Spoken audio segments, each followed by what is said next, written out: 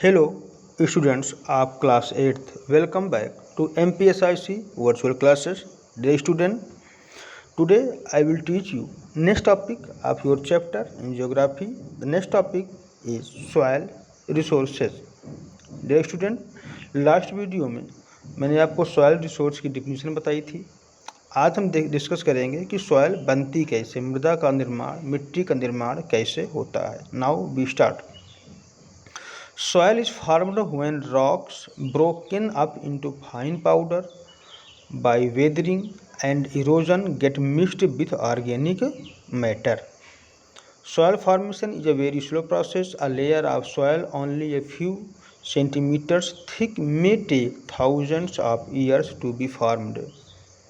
तो मृदा weathering means होता है मौसम संबंधी क्रियाएं जिसके फलस्वरूप ठंडी, गर्मी, बरसात आदि सीजनल चेंज होते हैं जिससे जो चट्टानें होती हैं वो टूट जाती हैं। एंड इरोजन मतलब मृदा कटाव, मिट्टी का कटकर एक स्थान से दूसरे स्थान पर बहना या पहुंचना। तो इन दोनों प्रोसेस के बाद, वेदरिंग और इरोजन के बाद मृदा का निर्माण होता है। मिट्टी छोटे छोटे टुकड़ों में बढ़ जाती है और उसमें कुछ ऑर्गेनिक मैटर मिल जाते हैं। ऑर्गेनिक मैटर मतलब जीव जंतुओं के, पेड़ पौधों के सड़े गले हिस्से उसमें मिल जाते हैं जिससे मृदा फर्टाइल हो जाती है। और ये सॉइल फॉर्मेशन जो है, मृदा निर्माण, एक बहुत ही स्लो प्रोसेस है। कुछ सेंटीमीटर मोटी मृदा बनाने में हजारों वर्ष लग जाते हैं। Next, the uppermost layer of soil और the top soil is fine. जो सबसे ऊपरी लेयर होती है जिसे हम लोग टॉप सॉइल बोलते हैं या अपर मोस्ट लेयर बोलते हैं, वो बहुत ही फाइन होती है। It has a lot of humus, organic matter derived from partially decomposed plant and animal remains in soil, जो कि ह्यूमस से मिलकर बनी होती है।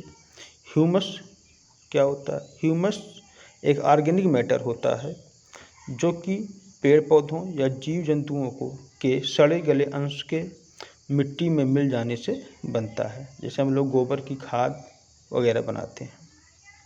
Okay, beneath this layer lies the sub soil. इसके नीचे वाली लेयर सब सॉयल होती है। The subsoil consist of coarse particles of weathered rock and very little humus. और इस सब सॉयल में ह्यूमस की मात्रा बहुत ही कम होती है और इसमें मोटे मोटे कण होते हैं रॉक्स के। Below the subsoil is a layer of large chunks of weathered rock, and below that is the bedrock, hard, tightly packed, and rock through which water cannot seep.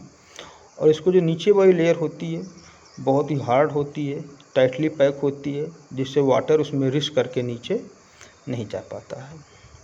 The different layers of soil are known as horizon. तो ये जो different layer हैं, 3 layer हैं, इसे ही हम लोग जो है हॉरिजॉन बोलते हैं। The complete vertical sequence of horizon is known as soil profile। और जो complete vertical sequence है उसे ही हम लोग उस horizon को हम लोग soil profile बोलते हैं। Now next topic, factors affecting soil formation। Each type of soil has its own characteristic and its own range of soil product। The formation of soil is influenced by various factors। जो soil formation है उसके बहुत सारे कारक प्रभावित करते हैं। अब देखते हैं कौन कौन से कारक उसको प्रभावित करते हैं। फर्स्ट आपका है parent material. The composition and texture of soil depends on parent material, the material from which the soil is formed. Parent material may be rock broken down on the spot by weathering. It may also be materials such as river alluvium, glacial and wind-blown sediments, volcanic ash, etc. transported from elsewhere by the agent of erosion। तो जो parent material वो material होता है जिससे soil बनती है, ठीक है। अब उस पेरेंट मटेरियल का जैसा कलर होगा, जैसा उसका क्वालिटी होगी, वैसे ही मृदा। इसीलिए हम लोग देखते हैं कहीं पर रेड सॉयल पाई जाती है, कहीं पर लेटराइट सॉइल पाई जाती है, कहीं पर एलुवियल सॉइल पाई जाती है। तो रिवर द्वारा जो मटेरियल भागा लाया जाता है उससे जो मिट्टी बनती है वो एलुवियल सॉइल होती है। Okay student, homework for you. The first question is what is humus, and second what is soil profile, and third define horizons. Thank you.